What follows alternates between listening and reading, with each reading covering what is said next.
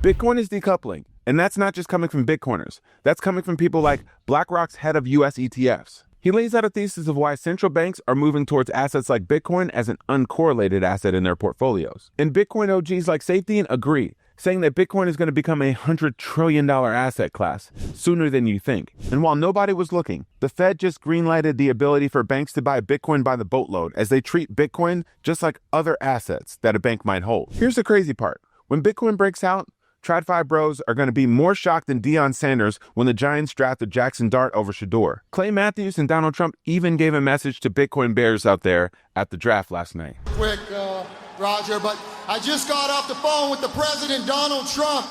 He asked me to pass a message along to all 32 NFL franchises. So let me tell you what it reads here, all right? It says, my fellow Americans, the Bears still suck! Don't be a bear. Bears suck. We aren't going back. We're going to the moon. This is Dante Cook with Bitcoin Simply. Let's go.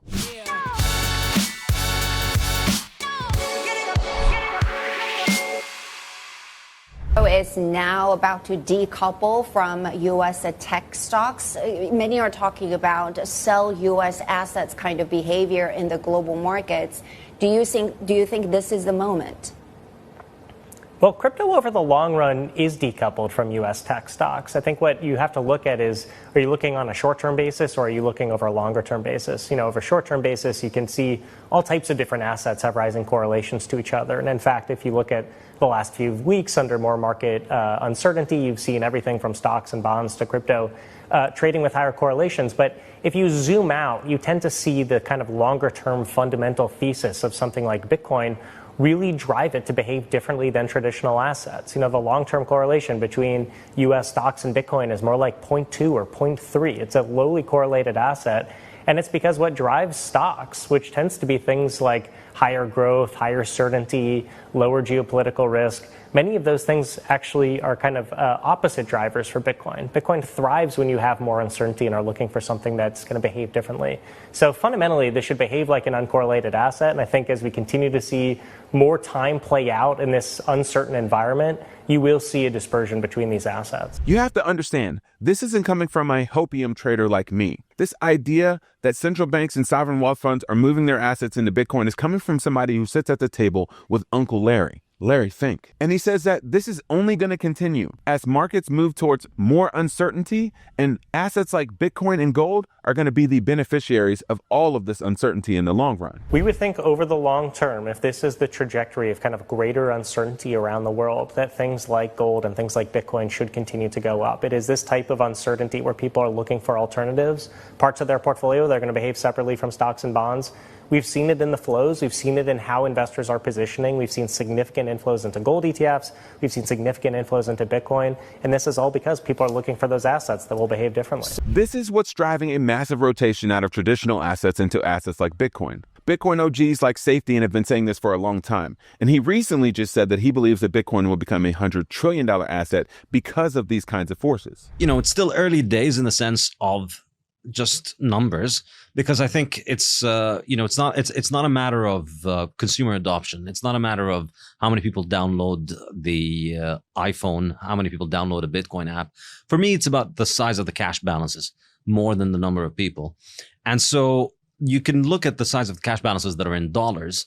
There are, or dollars or dollar-based currencies, which are all the other fiat currencies in the world. You've got around $100 trillion in fiat currencies. You have another $100 trillion in bonds, and you have something like another $30 trillion in gold and some other assets, maybe real estate and stocks. Some of that you could think of as being a cash substitute, which Bitcoin is competing with. So I would say the total market for a monetary asset is about $300 trillion. Bitcoin's already at 2 trillion, which is, I mean, impressive, because in 15 years, going from 0 to 2 trillion is the fastest that we've ever seen. We've never had an asset, anything, grow this fast. So it is quite impressive, but still got a long way to go. And I would say you could say that Bitcoin is the monetary standard of the world when it is the largest of these assets, probably around something in the range of 100 trillion or so. So still a while away. But with Bitcoin, you never really know how long it could take. This is only going to accelerate, especially when you factor in announcements like this from the Fed, which said that they're going to remove or withdraw their excessive surveillance on banks communicating their Bitcoin and crypto activities and treating Bitcoin just like they would any other traditional asset that a bank might hold. Oh, and finally, we're going to have clear and simple regulation. Listen to this note from Paul Atkins, the new SEC chair, and imagine what clear regulations around digital assets is going to do to drive capital into the asset classes. Our securities laws and regulations are applied and advance clear rules of the road that encourage investment in our economy to the benefit of Americans. A top priority of my chairmanship will be to provide a firm regulatory foundation for digital assets through a rational, coherent, and principled approach. We will work to ensure that the United States is the best and most secure place in the world to invest and to do business. With deregulation happening, you can believe that banks are going to get into lending. I wouldn't trust banks with Bitcoin in their lending products just yet. One of the companies that you can trust is Ledn, the leader in Bitcoin-backed loans since 2018. They've issued over $9 billion worth of loans and have never lost a single cent or sat of customer money. Their beautiful experience, as well as their transparent pricing and process, have driven over 1,000 five-star customer reviews. You can get liquidity in your bank account in less than 24 hours. Loans start at 12.4%, but for people that watch this show, you get 0.25% off your first loan. Go to learn.ledn.io/simply in order to get started. One of the things that people are going to realize when it's too late, when some bank fails and their Bitcoin collateral goes up in flames with it, is that they should have removed their Bitcoin from the banks and removed their keys, because when it's not your keys, it's not your coin. One of the ways that you can learn to do that is by getting a coach from the Bitcoin way, to help you to protect your generational wealth the right way. They'll help you remove your third-party keys from exchanges and banks privately, safely, securely, and simply. Schedule a free 30-minute consultation with their team at thebitcoinway.com/simplybitcoin. As I'm recording, Bitcoin is breaking out to 95K. The bear still sucks! And when Bitcoin rips, well, it runs faster than Cooper DeJean, Nolan Smith, Zach Bond, and now Jihad Campbell on the Eagles roster. A lot of people like to hate on Howie Roseman, but Howie Roseman is really just a sophisticated investor. He sees mispriced assets or people, and he knows the value that they truly have in the marketplace versus what the market is currently pricing them at, and he goes all out in order to acquire the best assets in this portfolio. And this is exactly what the smart investors are doing. They're rotating out of assets like bonds, which are mispriced relative to Bitcoin. What do you think this does for Bitcoin if we truly do decouple and you basically run with the fact that Bitcoin's more receptive, banks can use it? Seems to be decoupling now, but also taking the fact like how much money is probably going to need to be printed to solve this.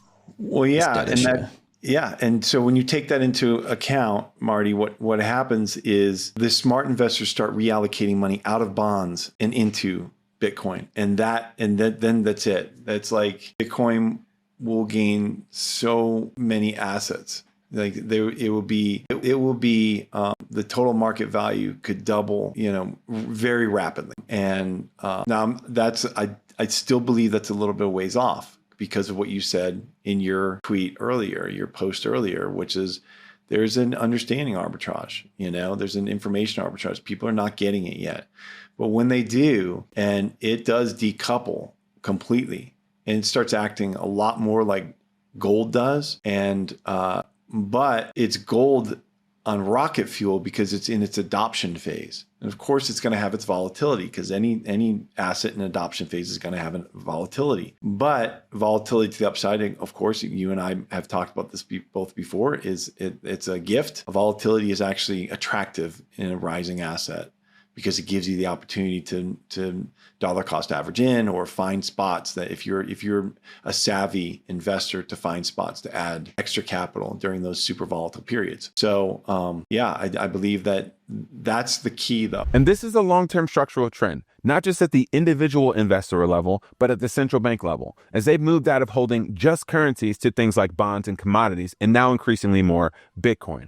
Well, if you look at a few things, one is if you look at central banks around the world, a continued movement towards diversification beyond just holding dollars is something that's been happening for decades. So the switch from just holding dollars to holding gold to looking at other types of assets like Bitcoin is a trend that's been years in the making. I think if you take a step back, at BlackRock in 2023, we released our new framework for thematic investing called Mega Forces. And that was the first time we really identified geopolitical fragmentation as a mega force that is driving the world forward over the next several decades. This is materializing in a lot of different ways. It is geopolitical risk between countries. It is materializing in policies like reshoring in the United States. And I think directly related to that geopolitical fragmentation megaforce has been the rise of things like Bitcoin, as people see more destabilization and geopolitics, resulting in the need for more alternative assets. This is also happening at the institutional level. And you're going to get some alpha from this conversation dropping Sunday that I had with Matt Cole. Matt Cole is the CEO of Strive Asset Management, who has just over $2 billion in assets under management and is unapologetically pro-Bitcoin and pro-shareholder. Get some alpha from that conversation by subscribing to the channel. One of the ways that you can continue to level up on your Bitcoin journey while the markets are chopping sideways and Bitcoin is mispriced is by coming to meet Bitcoiners in real life at places like the Bitcoin Conference in Las Vegas from May 27th to May 29th. Use the promo code SIMPLY to get 10% off of your tickets. And come down to meet the Simply team in person. You're not going to want to miss it. There's going to be like 20 to 30,000 other people coming there. It's going to be the largest Bitcoin event of the year, and you're not going to want to miss it. This is Dante Cook with Bitcoin Simply. Happy stacking.